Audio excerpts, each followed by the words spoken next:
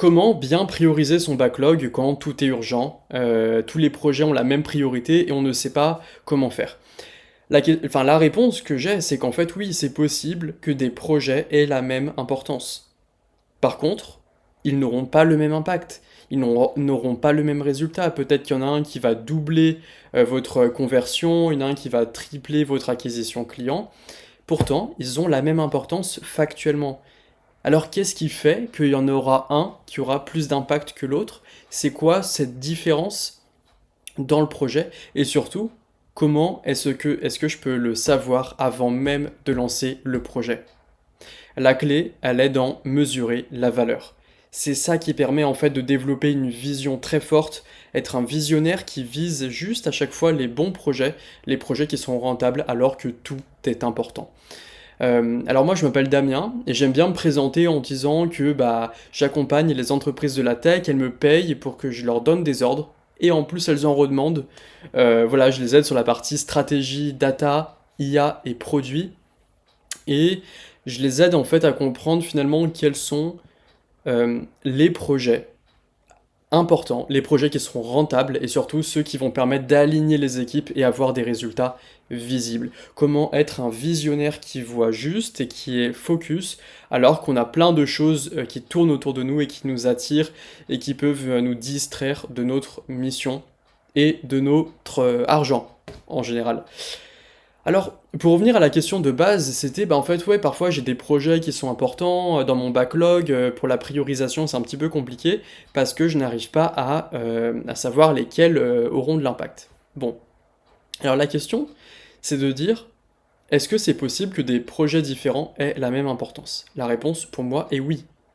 L'importance, c'est tout simplement, est-ce que le besoin sous-jacent du projet, le besoin auquel enfin, du client en fait auquel ça répond, est-ce que celui-ci est important ou non?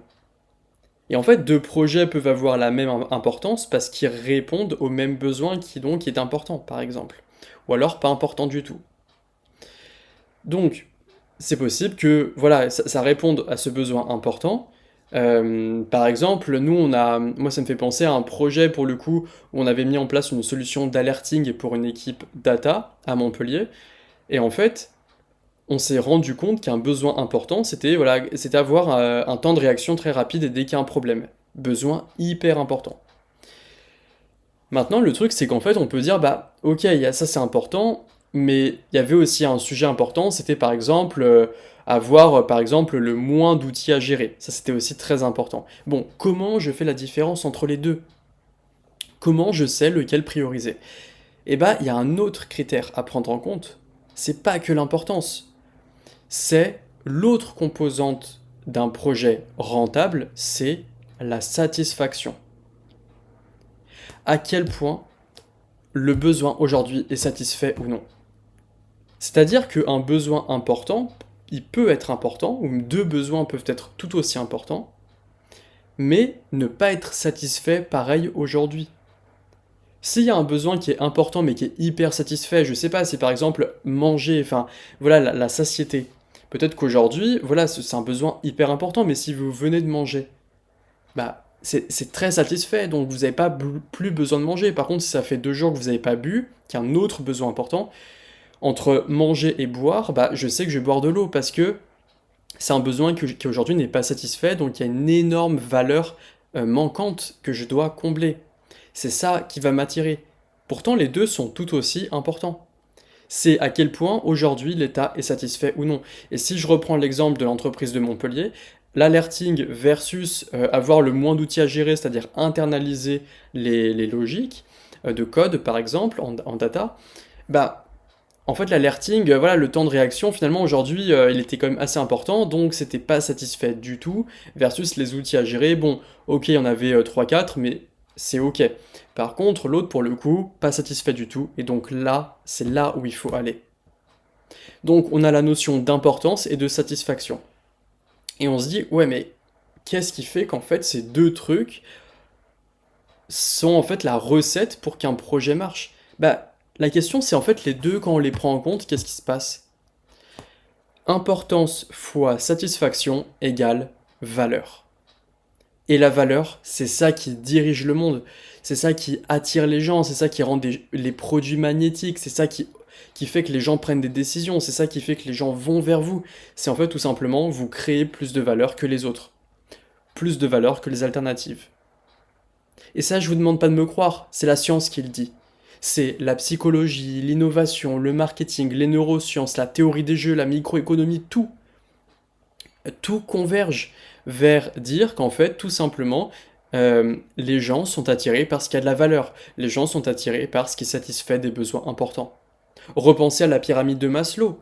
Pyramide de Maslow, on a des différents besoins, et au sein d'un même niveau donc d'importance, par exemple, on a tout en bas, c'est par exemple la faim et enfin, la satiété du coup et l'hydratation, par exemple l'eau. Bah, on voit bien qu'en fait les deux sont importants au même niveau, mais s'il y en a un qui n'est pas satisfait, bah, c'est lui qu'il faudra prioriser. Donc oui, c'est possible que des projets aient la même importance. Par contre, là où on va pouvoir savoir quel est le projet qui va nous rapporter de l'argent, celui qui va nous permettre d'être visionnaire et de voir beaucoup plus loin que les autres, c'est tout simplement lequel est satisfait, répond à un besoin, satisfait ou non. Valeur égale satisfaction fois importance.